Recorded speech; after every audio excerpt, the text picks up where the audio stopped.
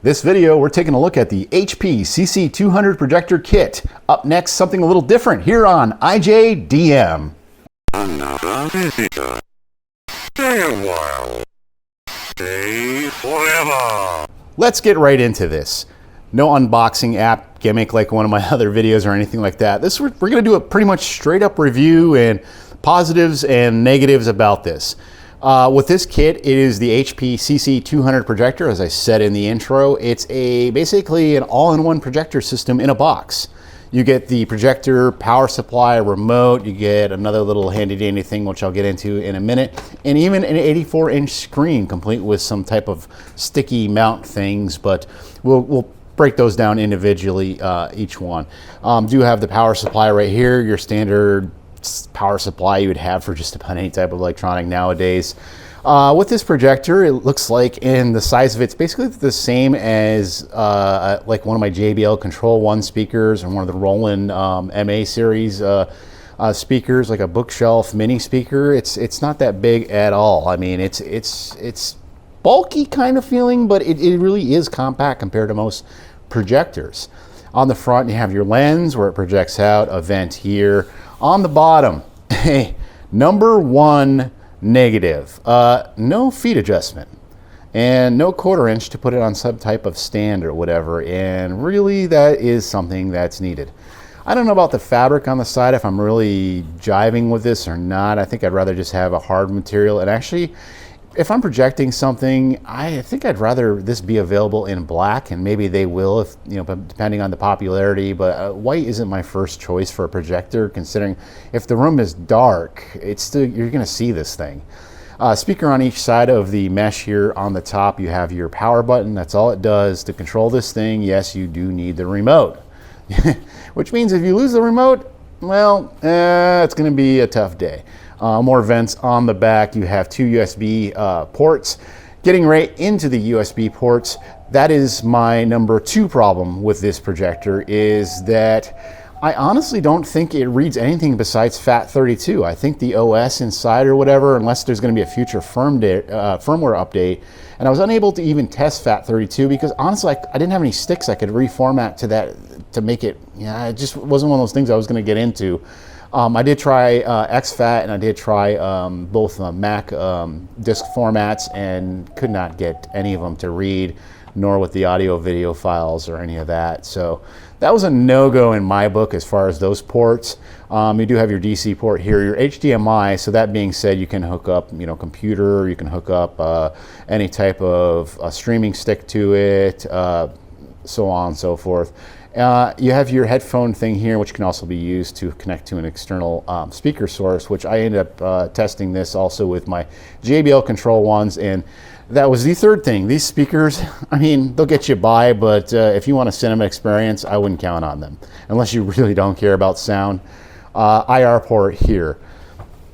And the speakers do adjust. You do have adjustments for treble and bass, but it just got that sound that's just, it's not great, okay?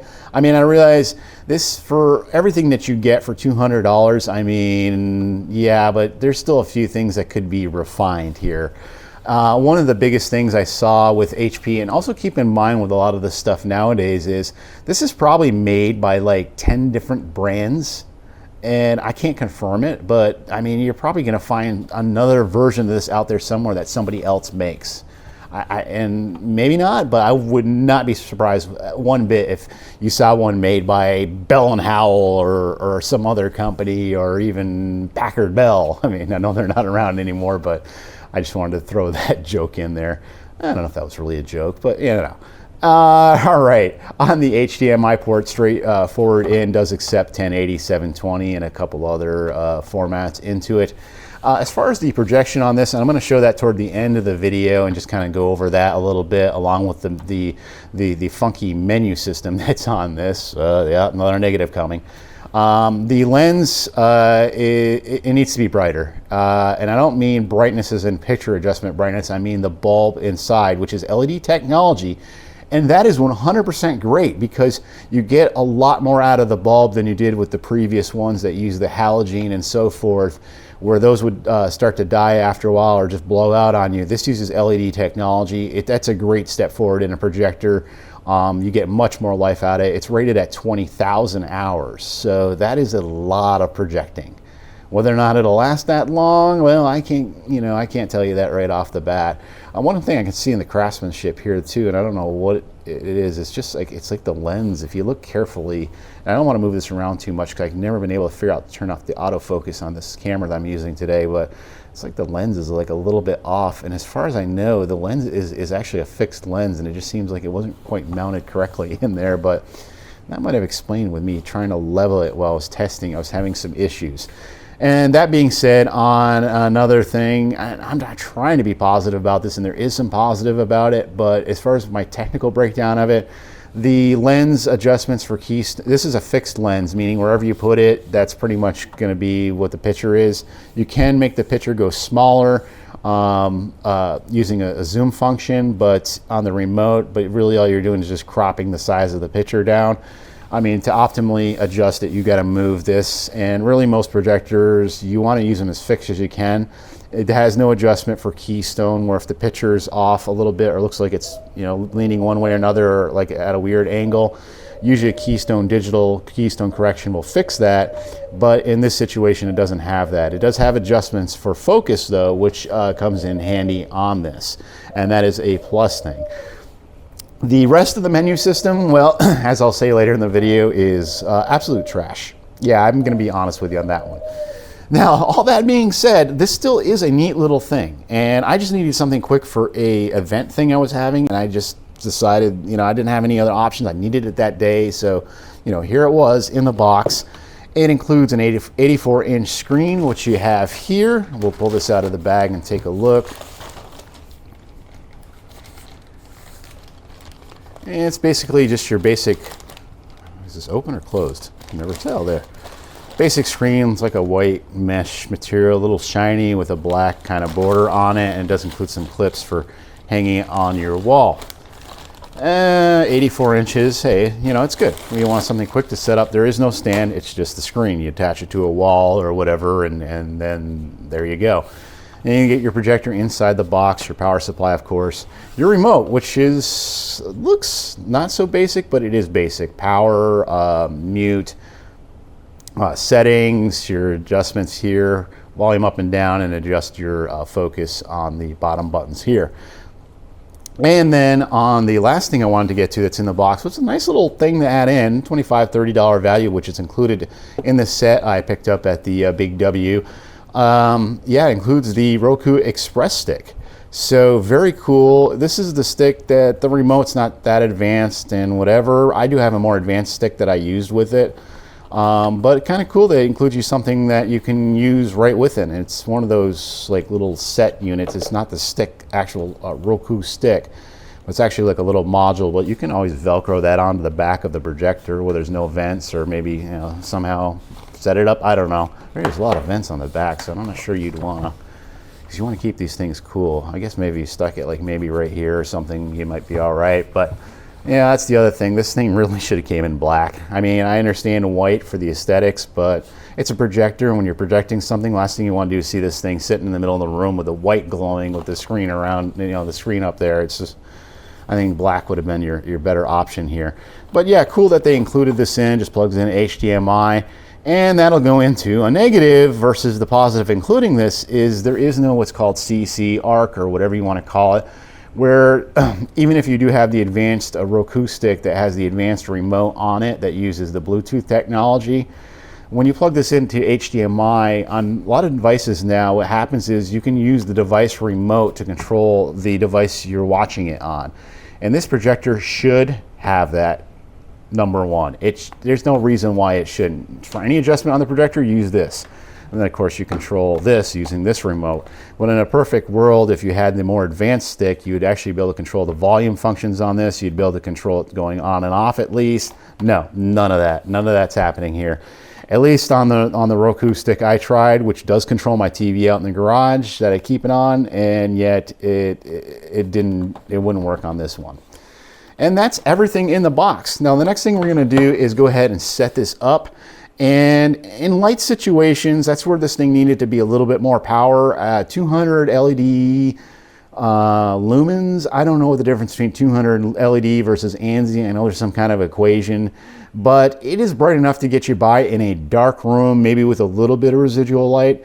But any type of room where you're just going to pull a curtain, a shade or whatever, and there's still a lot of light coming in, like in my situation, in my main area of my home, there's no way I could use this inside my house in the daytime. Not even in my bedrooms, because they just don't get dark enough for you to see the picture with any type of clarity or resolution. But at night, it's perfectly fine. So if you're using this in a basement or you have a really dark theater room or area that you can use it, yeah, you'd be fine. But I wouldn't recommend anything with any type of brighter ambient light in there, simply because it's not enough. 200 LED lumens, it really should have been, in a perfect world, and I know there's a cost measure here, but I'd say it needed to be over 500 to make it really more of a value for me with the pricing and everything. So let's go ahead and set this up and take a look at the picture. Now this, I mean, keep in mind, you're watching this right now with the projectors. I'm just projecting this on a wall. I'm not using the screen simply because this is a gray wall. It's got a little bit of, all my walls have some type of like weird texture on them, so it's kind of hard to give you an honest interpretation of it. But having tried it in a couple areas where I could use like a white wall or a white space, I mean, the colors look fine, the picture quality looks fine. It is perfectly fine for a 1080 projector. I mean, I can see it pretty sharp. At 84 inches, it doesn't look bad at all. Going much beyond that, I mean, it starts to look a little fuzzy and you start losing a lot. But I think optimally this projector is in its sweet spot right around, let's say anywhere between 60 and 74 inches, I think is where it's kind of its sweet spot is. And I'm just giving you kind of just random numbers there because it says 80, the screen is 84? Yeah, 84, but yeah, well, you know, it's one of those things, again, with lighting and, you know, whether you're using the screen or what material you're using. Now, getting to these menus, and here's the thing, I want to adjust the picture, and this should be something, even my old projector I had like 20 years ago could do this, is as you can see, like when you go in to adjust the picture, it turns on this white screen and like you can't see the picture at all. And that's the whole idea of adjusting your picture, is you can adjust it while you're seeing the picture. Any TV does that, any projector does that. This menu system is flawed. I am sorry, HP or whoever truly made this. This is a flawed menu system. You should be able to see the picture, and I found no way of doing it. I looked inside the useless manual. It didn't tell me anything that I didn't already know, but it was just no way to see my actual picture and adjust it at the same time. Likewise to say, adjusting other stuff in menus, it goes back to this white screen thing, and that's the most probably aggravating thing about this projector. All being said, once you have everything adjusted, and at least you can adjust the, like I showed on the remote here, you can adjust the focus in the picture.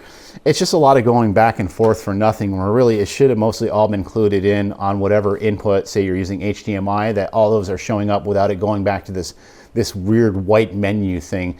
Which again, you're using this in a dark environment. Why would you have this bright white menu? I don't understand what, and this projector isn't the only one doing it. Understanding the concepts of some of these manufacturers changing back to white backgrounds.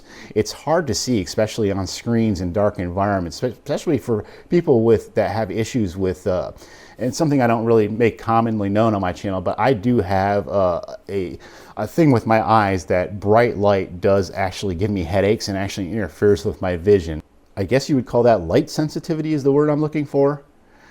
All in all being said, if you need a quick projector system you want to set up for the kids, some gaming or whatever, yeah, this should be fine. I mean, it's not the most clear image in the world, but it will definitely get you by a good night of movies, out camping, in a gaming room or in a theater at night.